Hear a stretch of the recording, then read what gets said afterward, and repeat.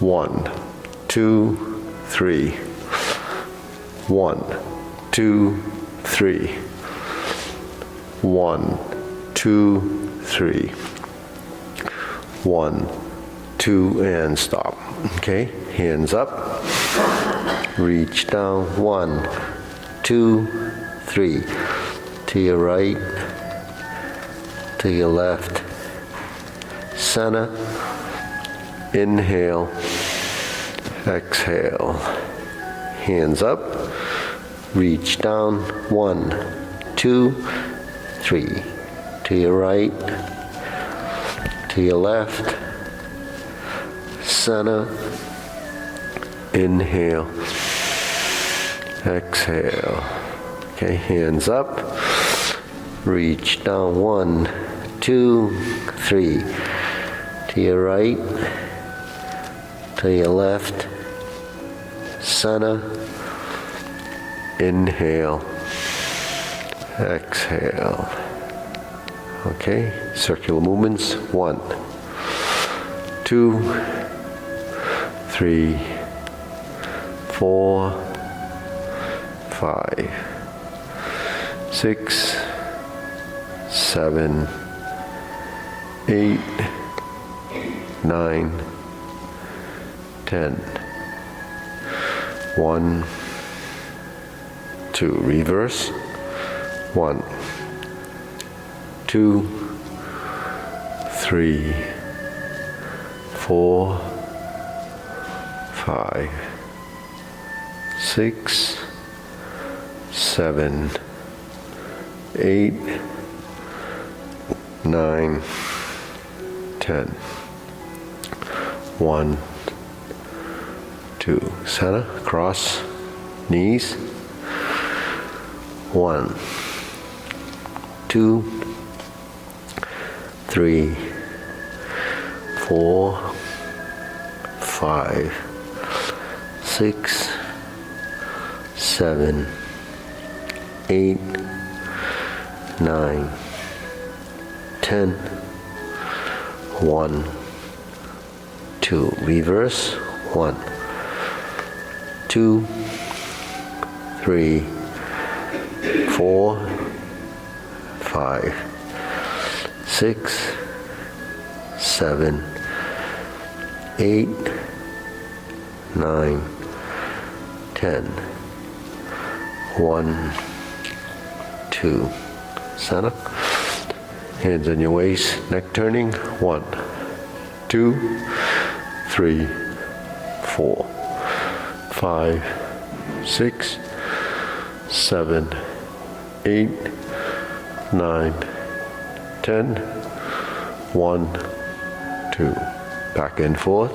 1, 2, 3, 4, 5, 6, 7, 8, 9, 10.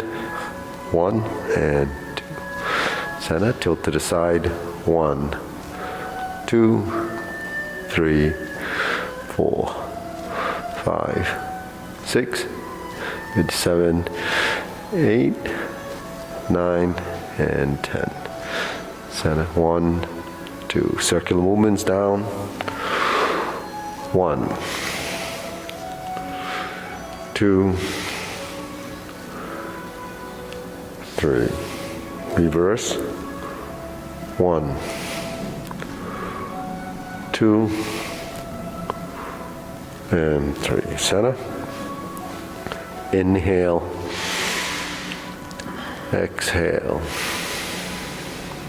Inhale. Exhale. Inhale. Exhale. Spread your feet. Turning. 1, 2, 3, 4, 5, 6, 7, 8, 9, 10. 1, 2, 3, 4, 5, 6, 7, 8, 9, 10. 10. 1, 2, 3, and stop. Okay, turn. Stretch it out.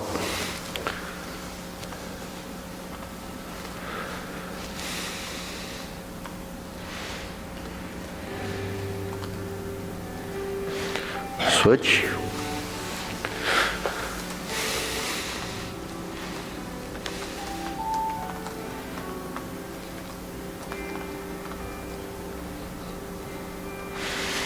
Switch.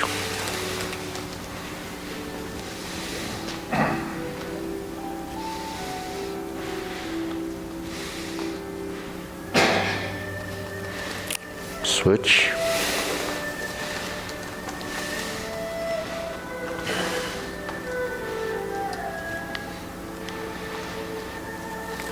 Switch, straighten the front knee.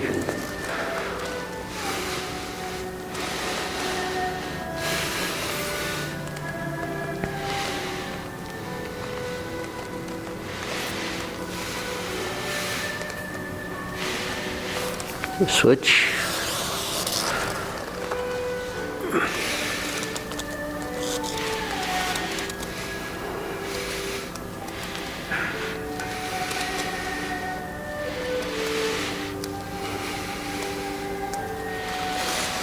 Switch.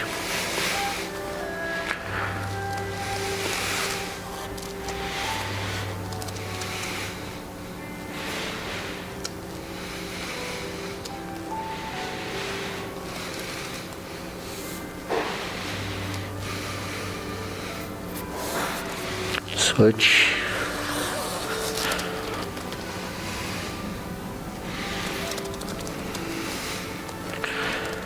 Center.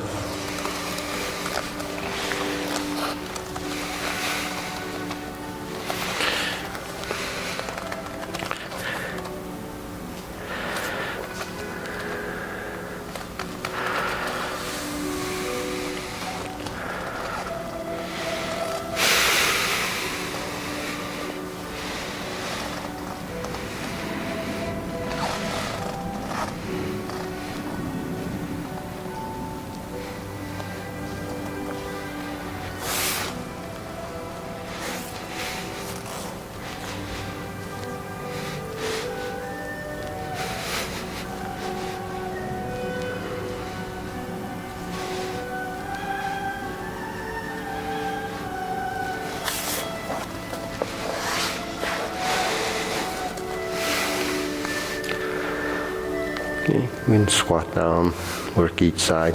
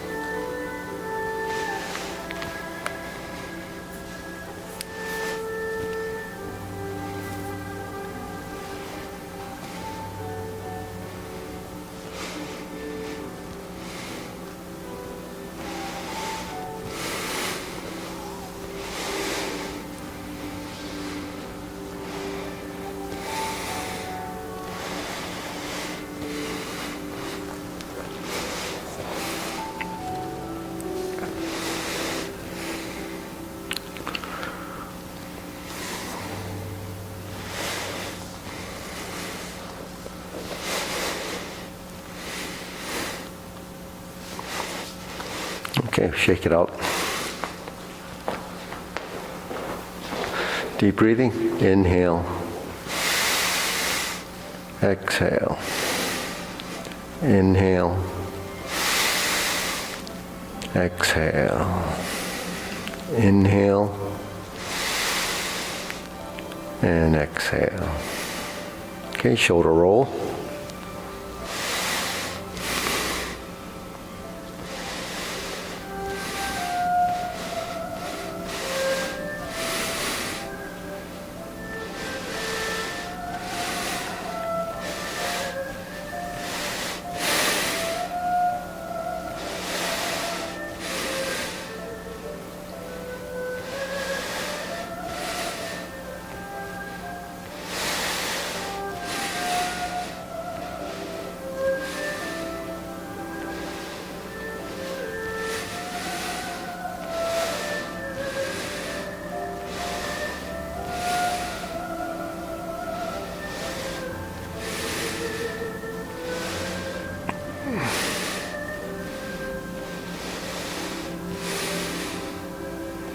Reverse.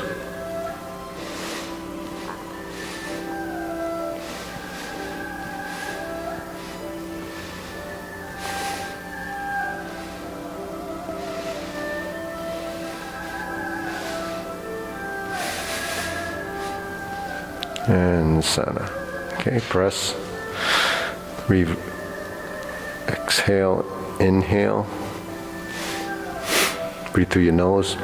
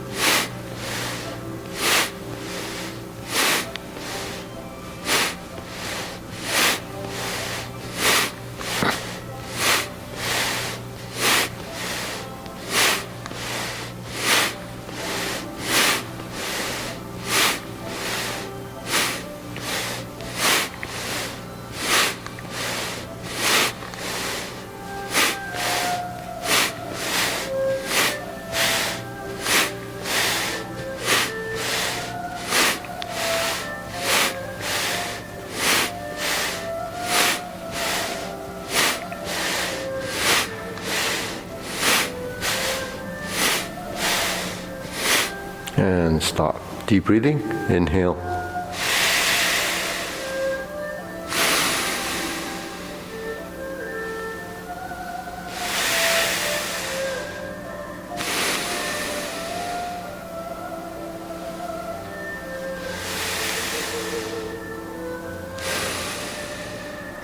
Okay, wrist.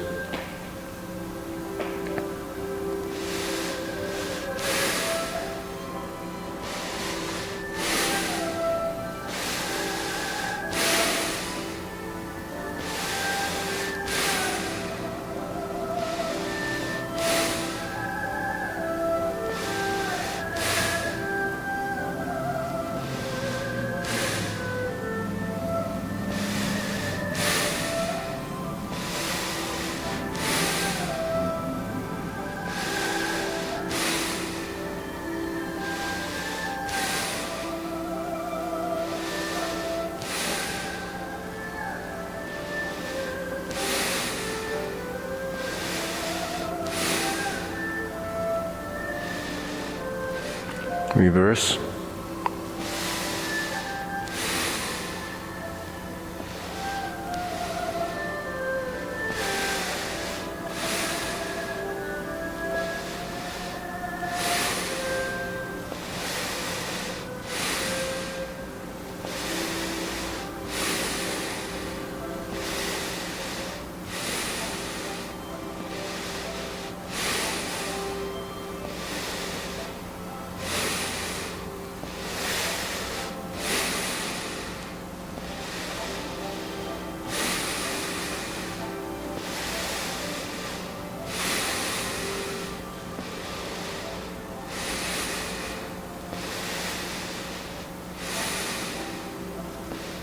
Okay, palms down.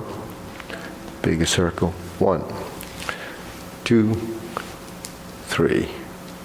1, 2, 3. 1, 2, 3.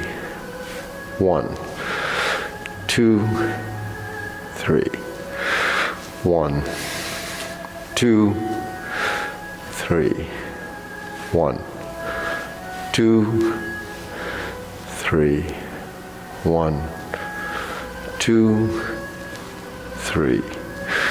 1, 2, 3. 1, 2, 3. 1, 2, 3. 1, 2, and stop. Okay, shake it out. Side to sides.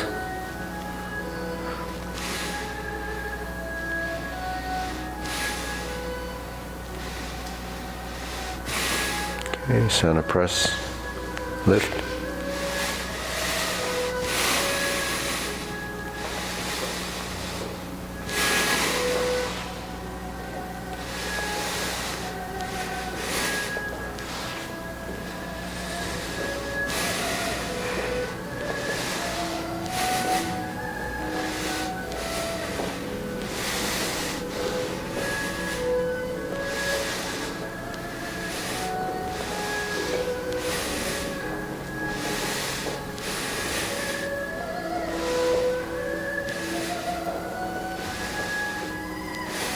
And center. Okay, shake it out. Now insert needle.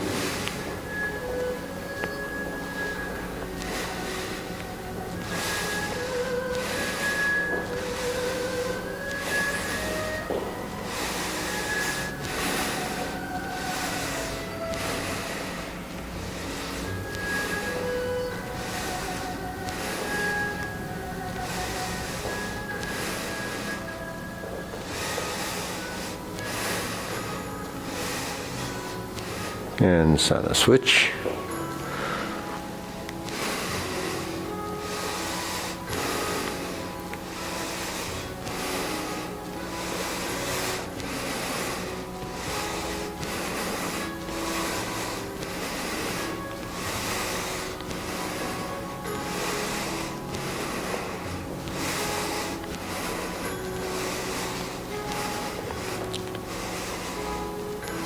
And center. Okay, leg swing.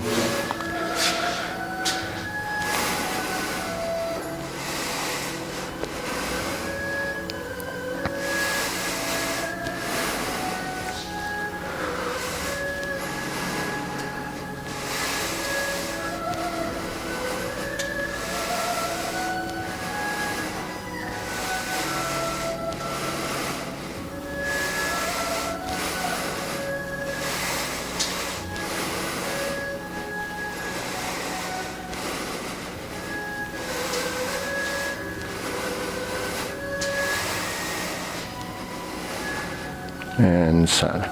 Switch.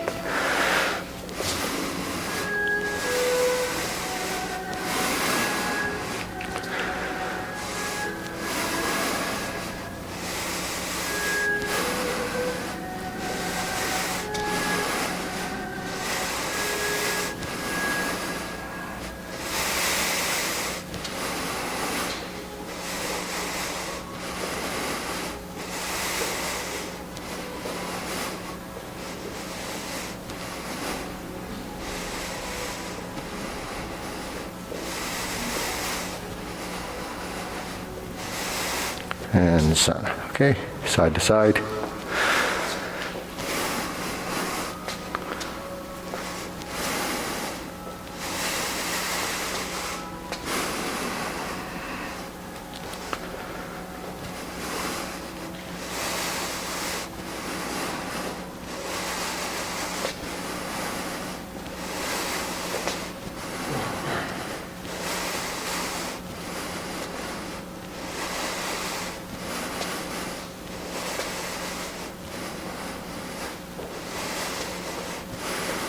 And center. Side. Other side.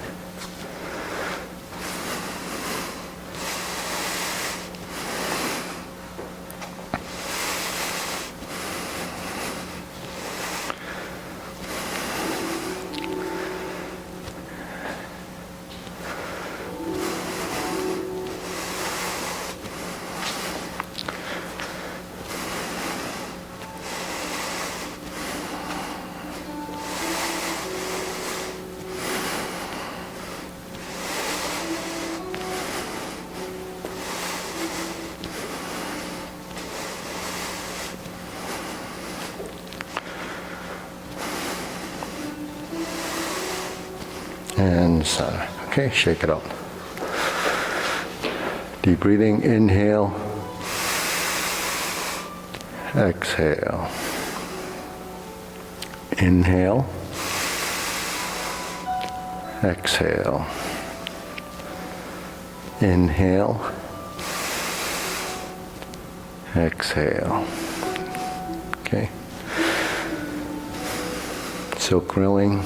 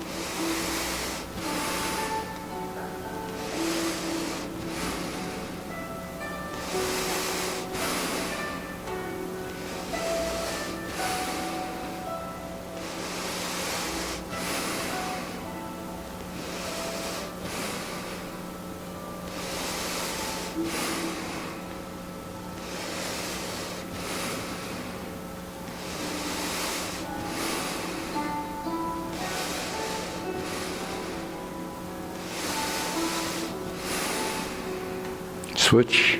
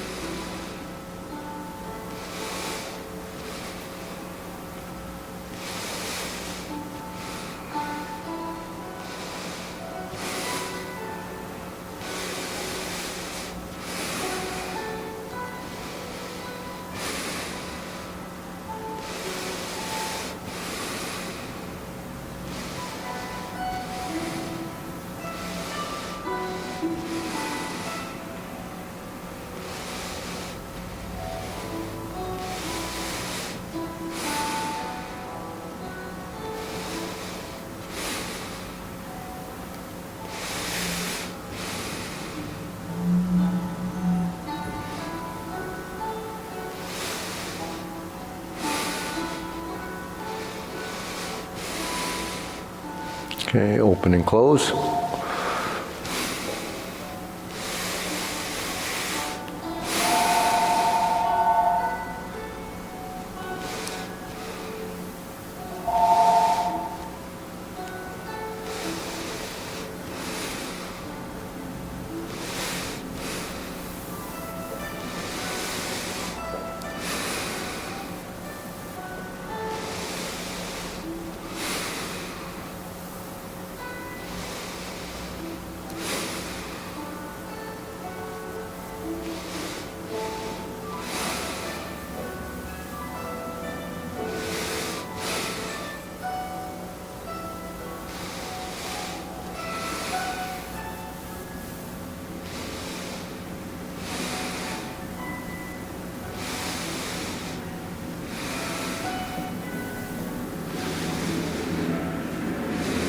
Switch.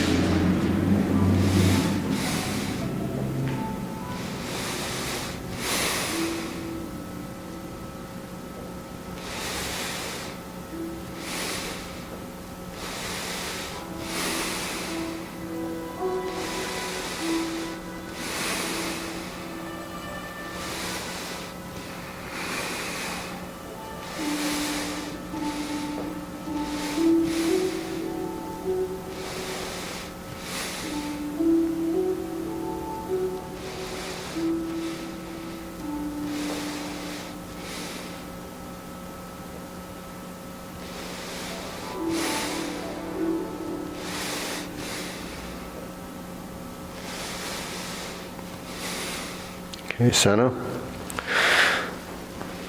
Preparation, circular movements.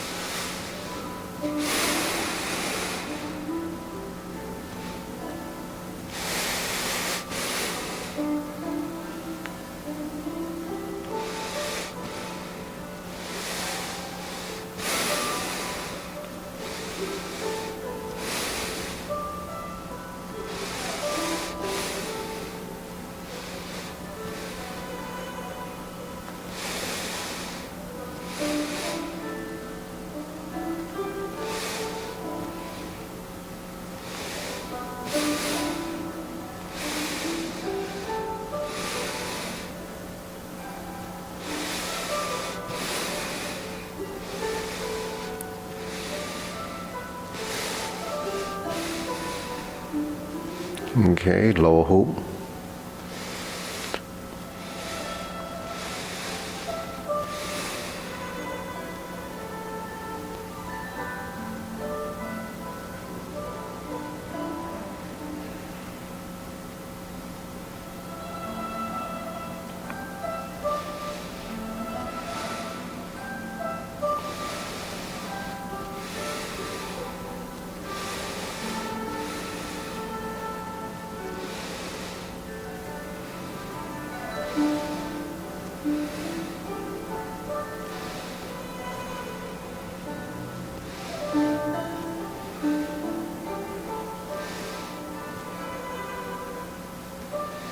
Shoulder height.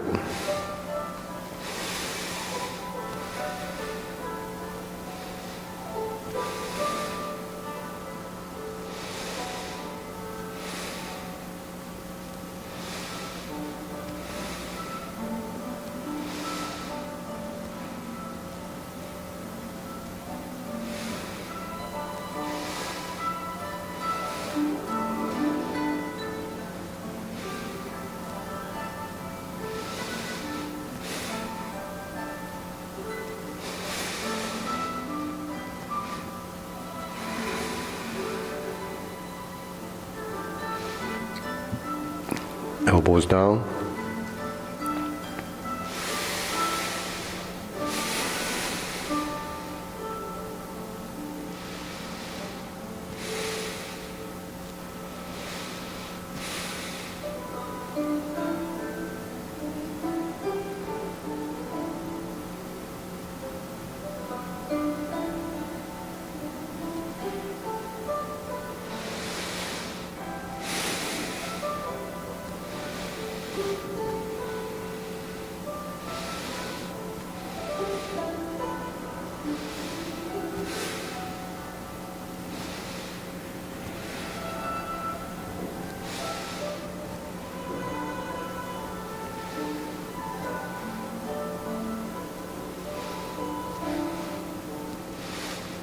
Lower, straighten up.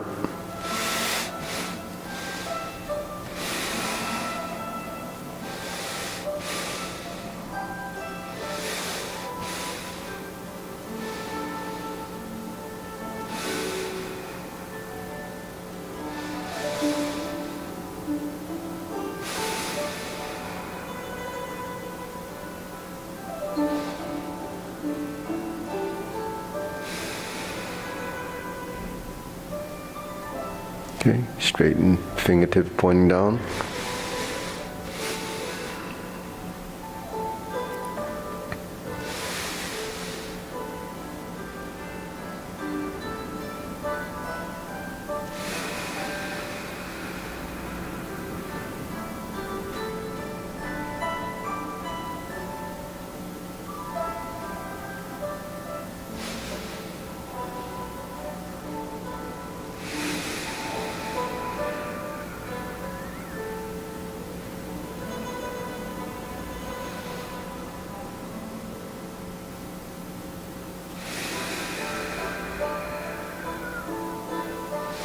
Okay, deep breathing, inhale.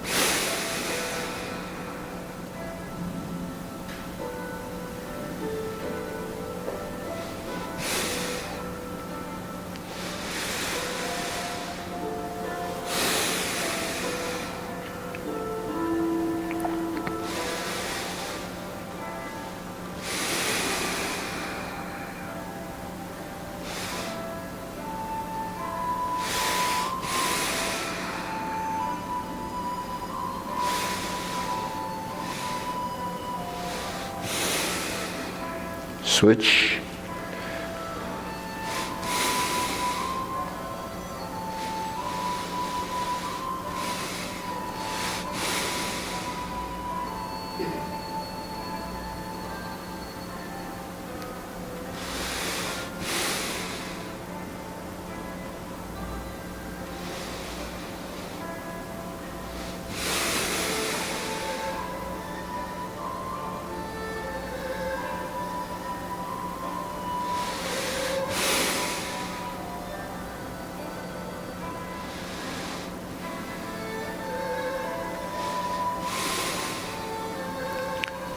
Okay, cloud hands.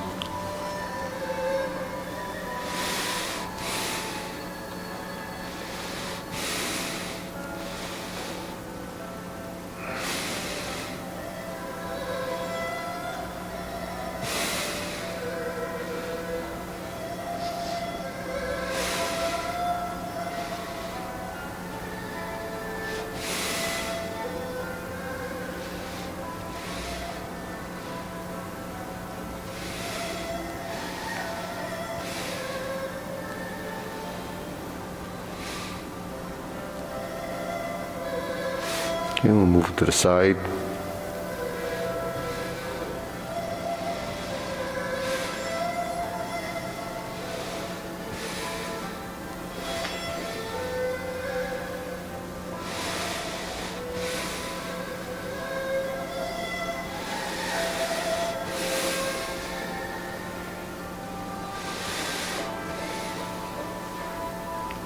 Move back.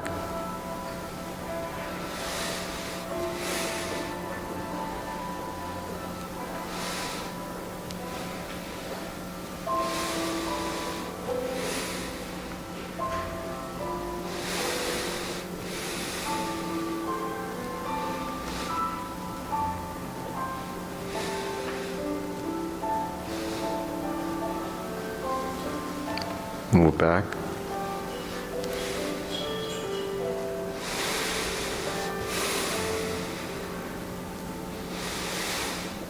And center.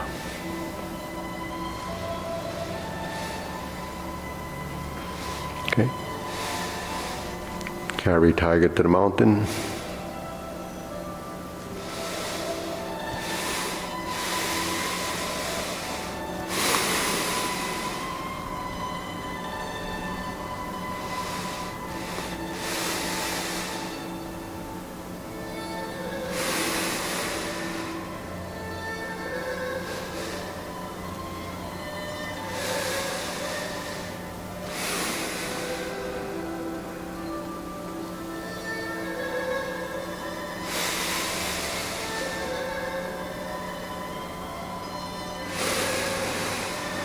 Okay, infinity sign.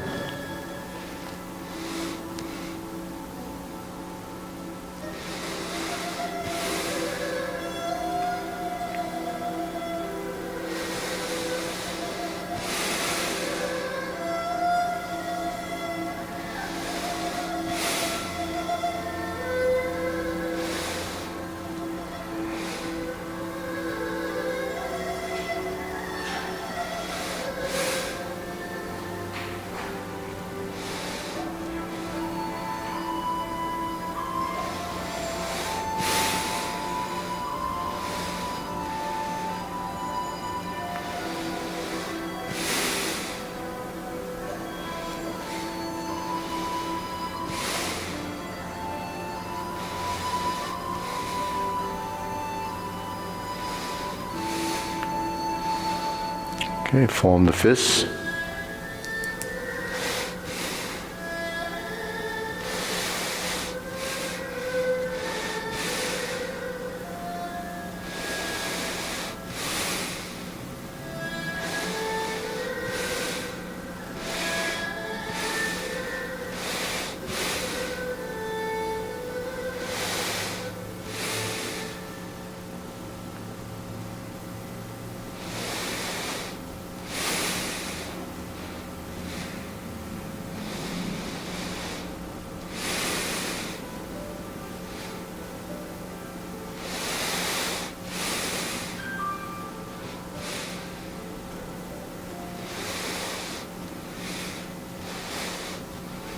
Okay, palms together. Strum the lute.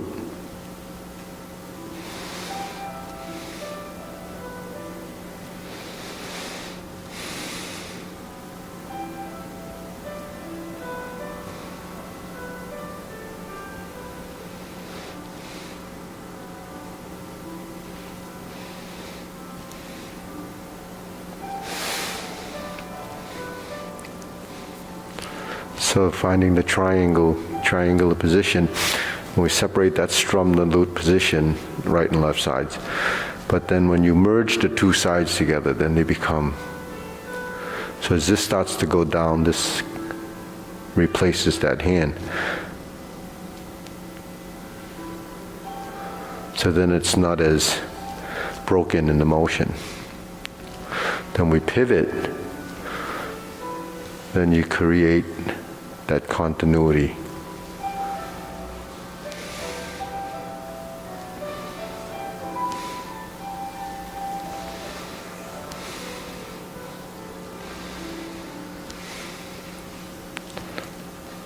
So you go to lower hoop,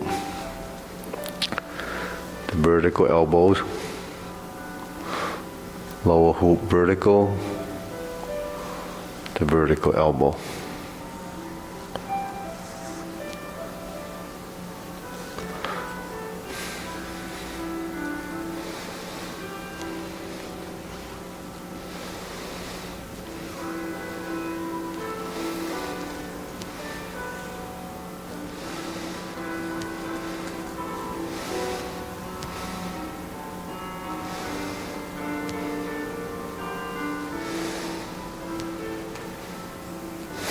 So when we look, the right hand's rounding, that's a lower hoop, that's the bottom side of this circle, you see?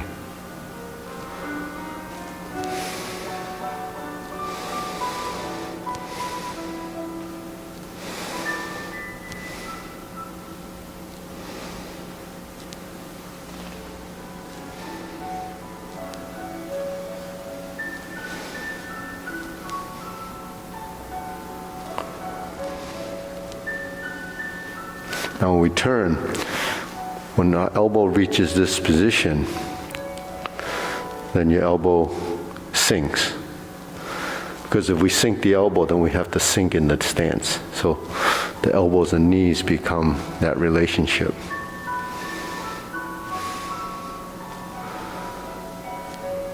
See? So sinking the elbow and relaxing the shoulder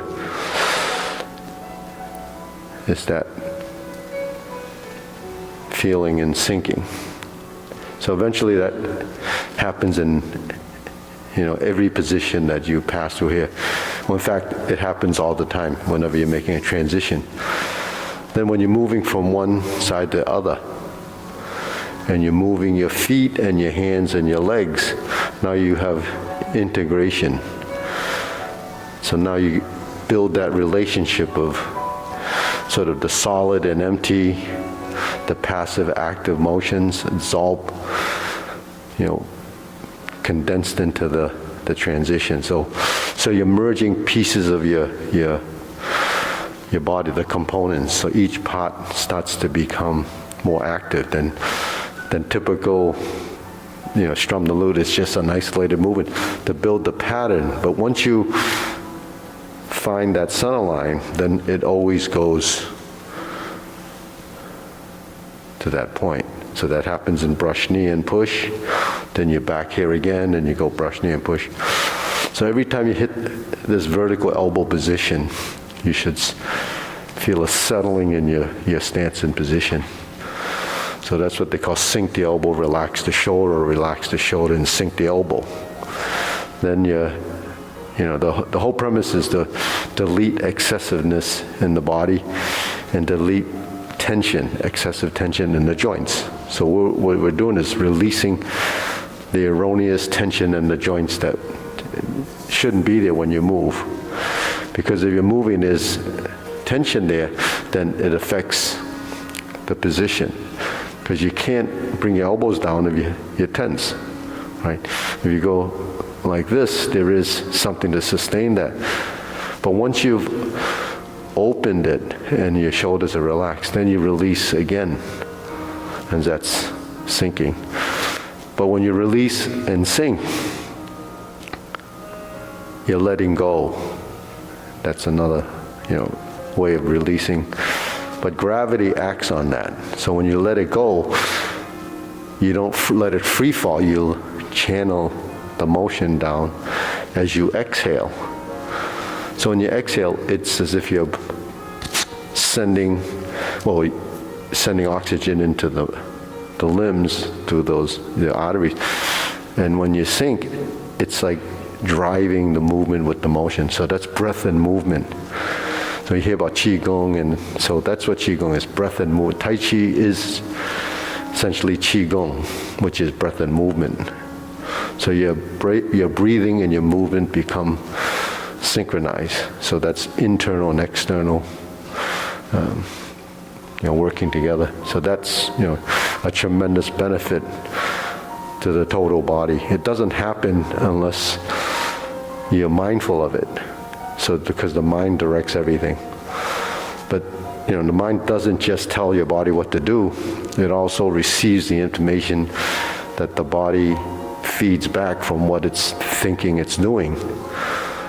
So, all of this happens over time. But the thing is, that's a relationship. There's a mind-body relationship. There's a, bilateral relationship. And there's also upper and lower relationship. And then there's a relationship with your torso and your limbs. So all of these relationships become what I call the total body movement. So where does total body movement come from?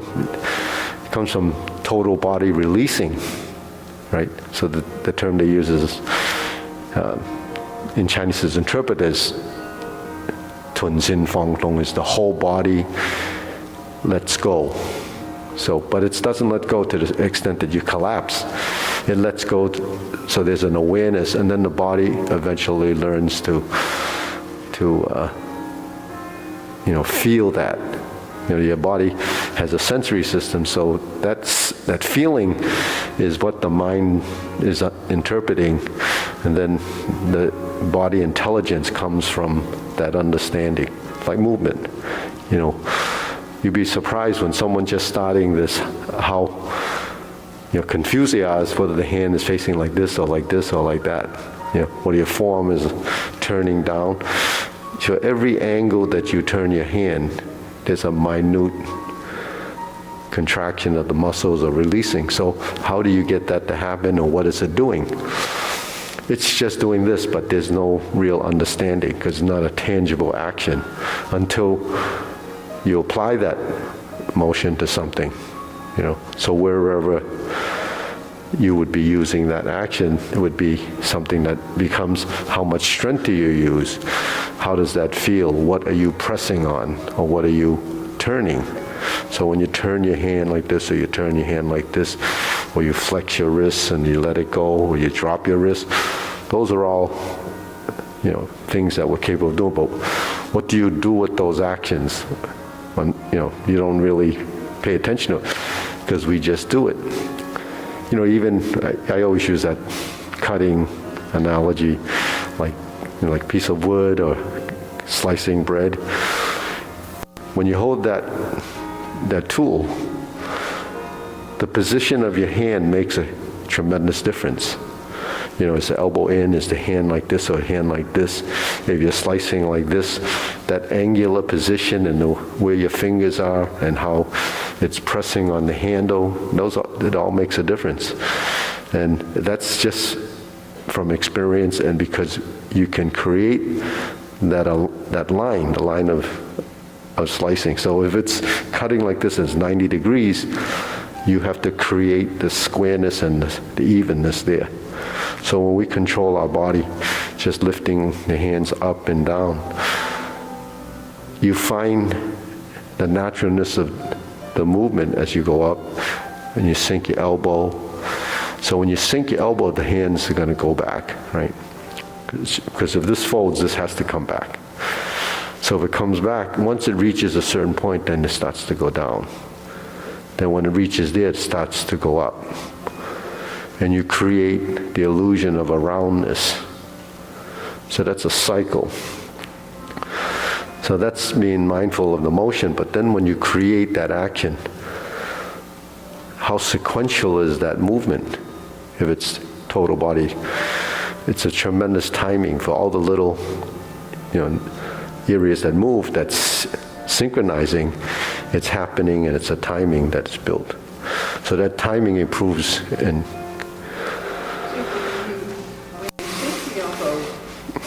Do you automatically sink the knee and the ankle? Do those? Yeah. So when we go into this position, is it a sinking as well with the knee and the ankle? It's the ankle, the knee. So the ankle, the knee, and the hip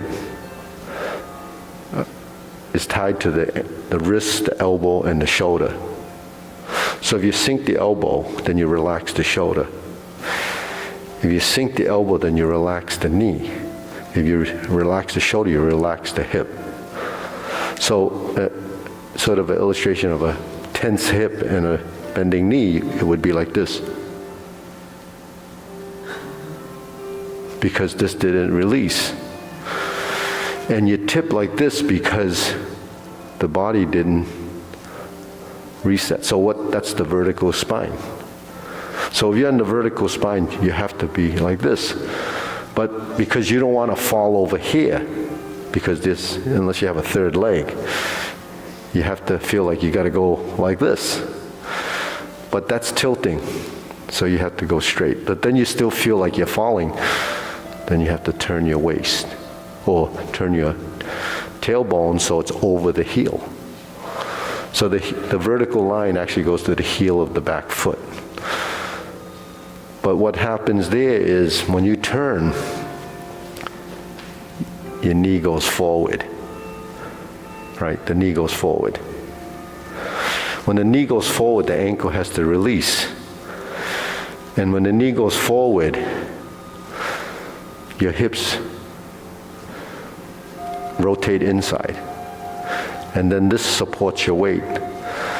So bending your knees is just folding, right? So a group of muscles will let you fold. But when you fold, sink, and turn, the muscles that go across here have to be releasing and turning and twisting, right?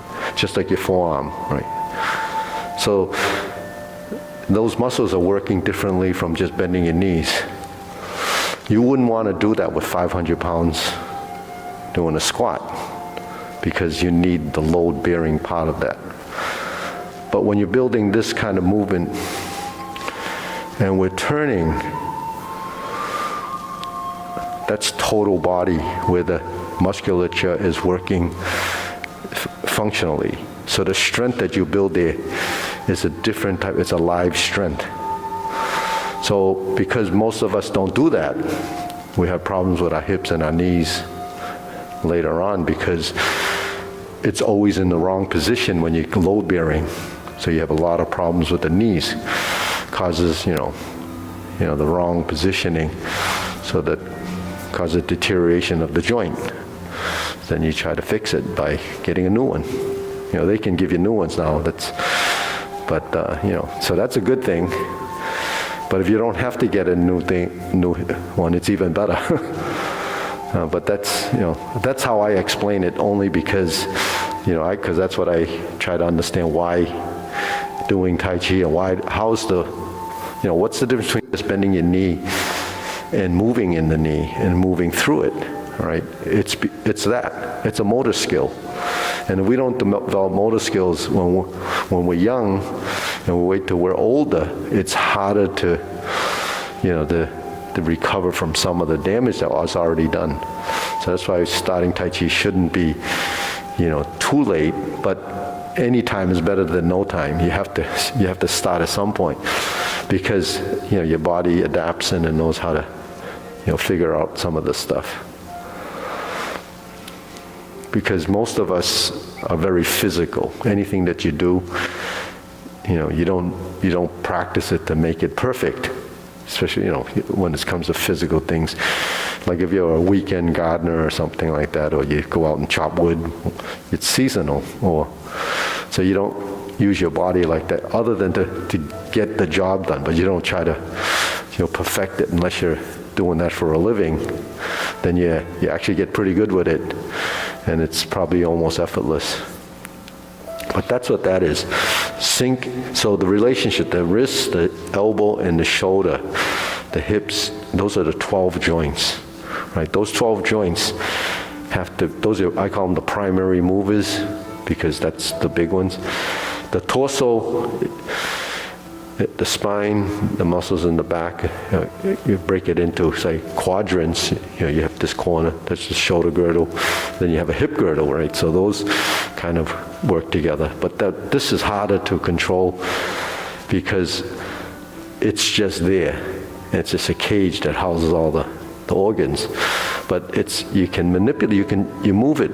Like we bend and we lift so all of that supports the groupings of muscles, but you have to control it when you're turning your spine. And then you have to control it when you breathe.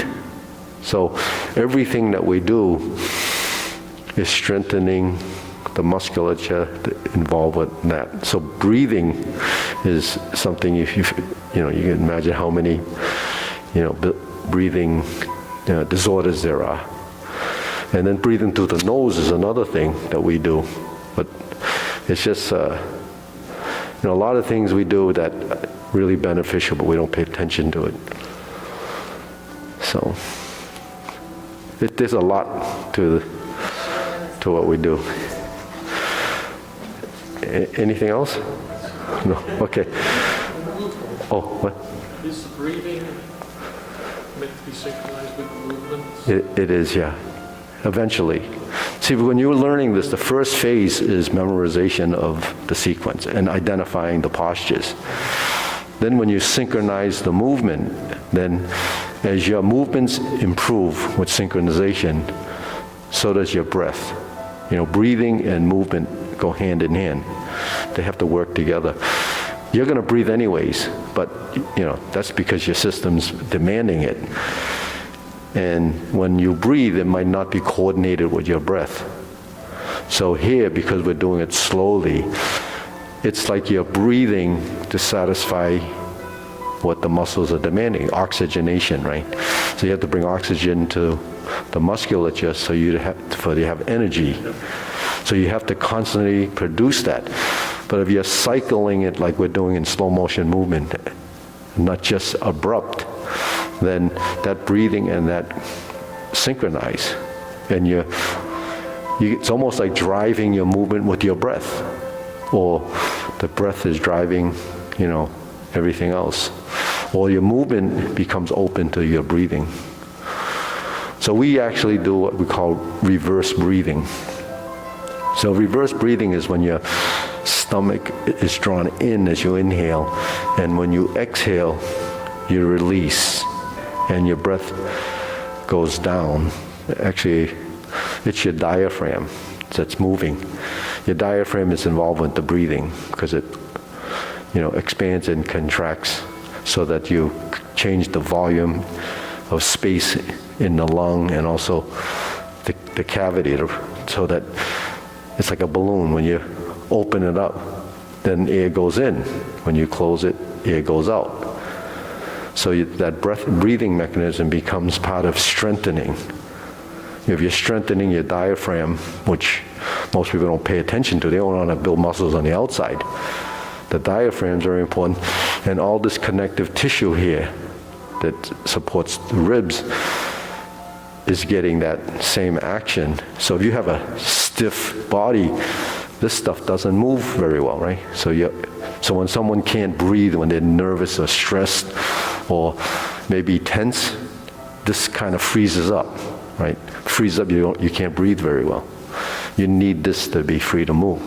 So when we breathe, when we move, the torso, everything is actually, expanding, contracting, and moving to sort of supplement what you're trying to do with your diaphragm, because so there's a coordination there too.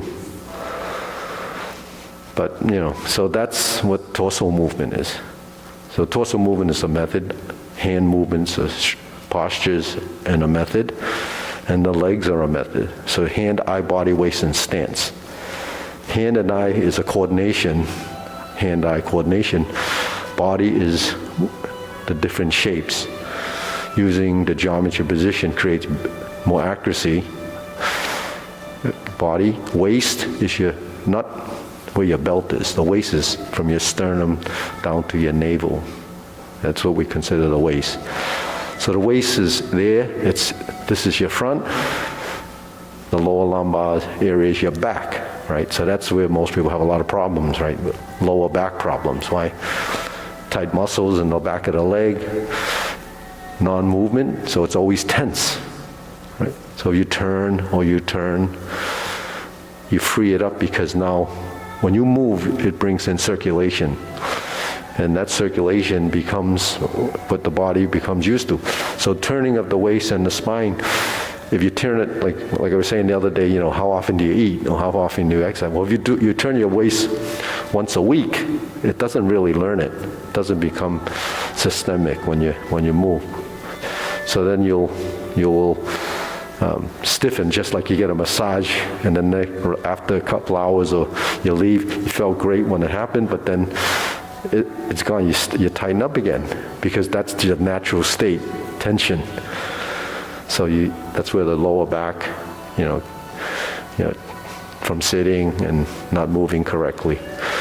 So the back pain is a big thing, a big problem today. So I think, I don't have any back problems, so I think it's from this. I assume it's from this, so. You can still injure your back even doing this if you move wrong. If you carry something too heavy and most injuries come from out of position. You only think of spraining an ankle as, an injury. But when you hurt your back, it's a sprain. You sprain your back. So the movement in out of position movement, the load factor is what causes it to get tweaked, and then you pinch a nerve. Yeah. So it's a lot of this when we talk about now, it's common sense, right? But who thinks about it in that way,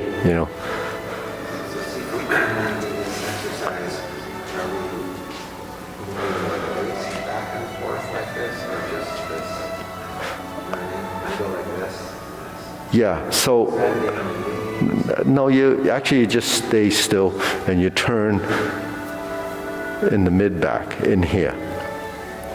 So if you're turning your hips, you're not actually turning your back. You're turning your shoulders. So your body can be split. So then when this twists and you stabilize the hip a bit, then when you turn, it's going to hit your spine more. Okay, so turning your feet, then it doesn't require any turning of your back. When you sit here and you turn, if you're turning your spine over to this foot or turning it over to here to get the vertical line, then the hips have to be somewhat stable here and it turns. So when this starts to turn, then you continue to turn, then your spine is being activated. So the muscles in your back actually have to coordinate that motion. And the reason why we don't do that is because everything that we do is like this, right? So the muscles here, the abdominal, yes, they actually, stabilize your body, but it can over-stabilize it. It just makes it stiff. So you don't want a stiff back, maybe you do, but but the people that do a lot of sit-ups and the planking that we talked about before, that they face that's not so good. Well, it's not so good if it becomes excessive, and then you have great abs and you're stiff as a board. You probably hurt your back more, even though it's strong, because sometimes when you move, it's just not going to work for you. But when we do this, should we be keeping our hips forward, turn the waist? Yeah, well, Or do we turn the waist? no, don't do too much of this. Just try to just rotate from the top. And your hips are going to move anyways, simply because when you shift your weight too much, then this knee wants to come forward. That's called the response, right? So your idea is just to work the top as much as you can, but not excessively, because once you're in motion, you'll stay in motion. So don't use too much physical. Don't start to do this kind of thing. Just let it go. It reaches an end, and then your spine becomes a response. Every action is a response and an inaction and a reaction. So if your spine gets to this point and you let it go, it's going to come back by itself. Because your body has some elasticity, like it's rebounding, it's turning, and so it's that cycling happens by itself. So you Shouldn't be seeing how far you can turn, not the issue. No, it's not. It's just activating, but your range of motion will increase. So don't force it. If you force it, then there's a stiff point there. So it's just like when you lift your arm and then sink and then go down. You don't go like this. Then there's some stiffness there, right? So that we have to avoid that. To draw the bow is also really that section. Yeah. Draw the bow. Fan through the back. See, so that's side movements right to left, but you get that you turn your head. Another thing is your neck, right? You can turn your head with your torso, or you can turn your head and then reverse the torso, so your neck can be relaxed. If you go like this, then the neck is connected, but it's solid. But when you're like this and you go like this, then the head is free, right? So our neck actually, so that's counter movement. So a lot of things that we do are counterintuitive. It doesn't work the way we think it works. So the body will figure that out. Those are concepts and principles that your body will eventually figure out. Passive and active. So when we turn, just let it go.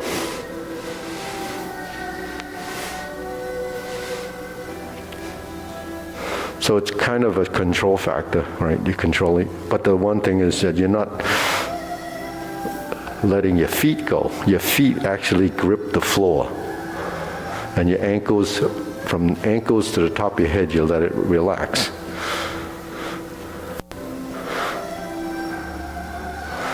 Now you may see some people that practice this exercise, in another format. They might be doing this, that's something different. That's swinging and they're dropping and swinging. That's a different exercise. So this is, like this bending. It's the same side bend that a lot of people do. They bend like this and they bend like this. They're just bending.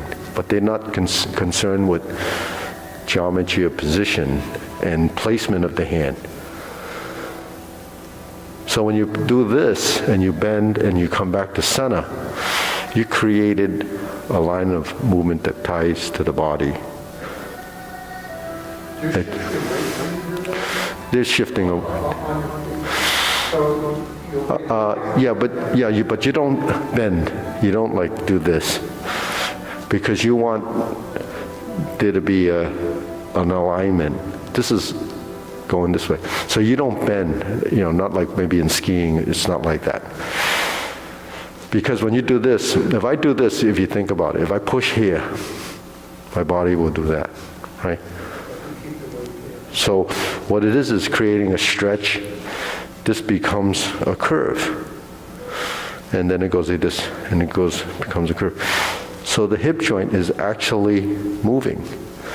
If people have a problem with the hips, this doesn't want to move. It doesn't fold, right?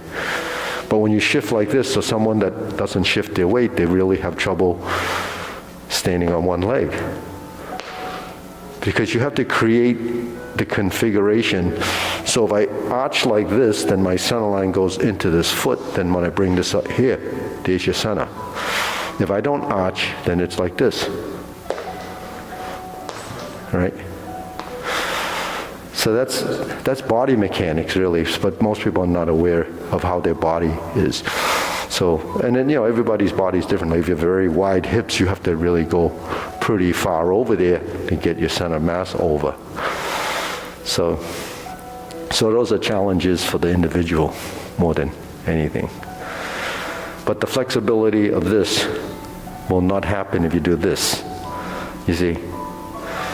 This and this are two different things, two different positions. And I'm leaning now, but if you're like this and you bend, you don't get the same stretch as when you do this. So stretching is just releasing one side and letting the other side go, right? So increasing that little bit of motion is ligaments and tendons, right? Because the muscles are not doing a whole lot, but the ligaments and tendons are moving.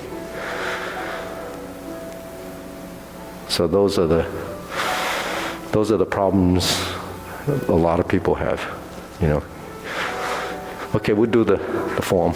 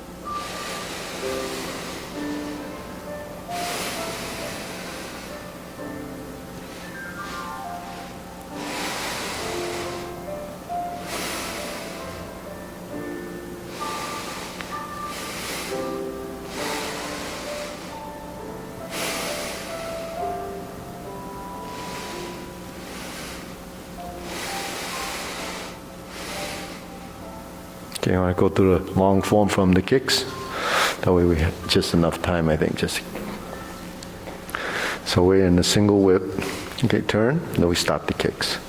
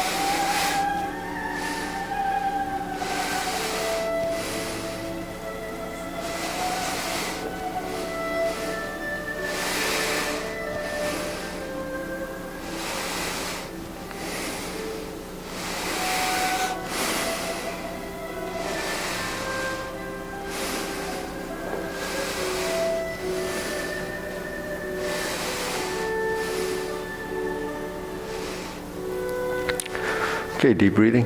Inhale, just about time.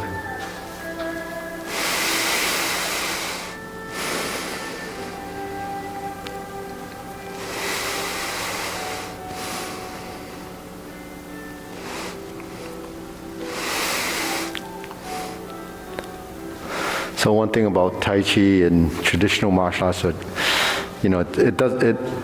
doesn't get its day as recognition because people don't know enough about it.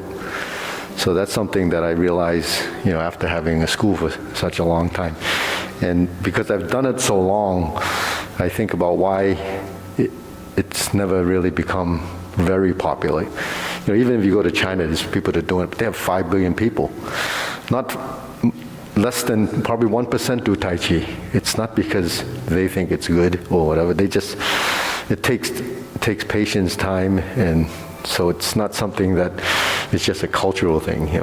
There's more people that do Tai Chi probably outside of China. It's more popular because they hear more about it than people think in China even. Just the older people might do it because they're doing it in the parks. But now they're doing maybe some more research on exercise. But when it comes to the traditional arts, I think one of the reasons why it's really not gotten popular is because the old teachers never really told you much, And the reason was that you weren't allowed to ask questions. So part of not asking questions, you never got an answer. So you do it, but you don't really know why you're doing it or what the benefits are. And the other thing is, they don't want you to ask the question because they don't really want to tell you. So when you hold back like that, it just gets smaller and smaller because only a few people get to accomplish anything, that stay with it for a long time. Now the people that do stay with it a long time doesn't mean that they're very knowledgeable about the benefits of it other than do it, because that's what they were told. Just do it, and then you'll see the benefits, but you still don't know what the benefits are. The advantage we have today is, the information highway, the technology, the internet and everything. There's a lot of information, so just doing the form is one thing, exercise is one thing. So every expert out there, whether it's dietary or whatever it is, they just throw the word in, exercise, and then the rest of it is all the stuff they talk about. So exercise, they don't really tell you, why and how you should do it and when you should do it at the different ages. A lot of categories of exercises. One of them is high intensity exercise. It's supposed to be good for, on this cellular level and so forth. But that's the only thing they know. You don't know if they even do it, the people that talk about it, that prescribe it. But high intensity exercise is very, I think, for older people, not good, because I think it's too strenuous. And what high intensity exercise is, how they practice it, right? It's usually doing like short bursts of exercise, and you try to exhaust your muscles so that when they get exhausted, they rebuild. I think that's good for young people and athletes. But older people, we're not really looking to do that. We can do with a lot less of that and just learn to integrate and produce good circulation and have a good breathing apparatus. That isn't developed just from running. That gives you a good heart rate, but doesn't necessarily improve your breathing in a normal way. Because if you're not running and you stop, then it just goes back to where it was. So that's just from my experience, I think that. So I don't jog. I don't like to jog, so maybe that's why I don't do it.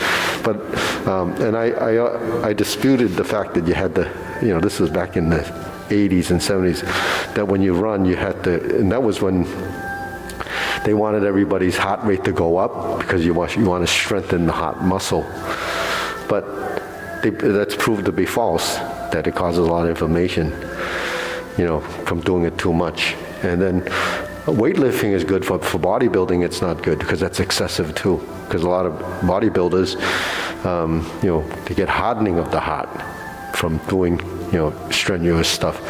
So humans, we're not really designed to do these strenuous things and abuse our body. Animals don't do that, right? You know, look at a cat. It just lies around all day long, does practically nothing. And you know, cats get chubby because the owners feed them too much food. And then they're at home all the time, so they don't get to run around. So they get the same sicknesses and illnesses, you know, animals get the same illnesses that humans get. Yeah. Do you know why? Because I didn't change the kitty litter often enough. Okay, ready? Wow.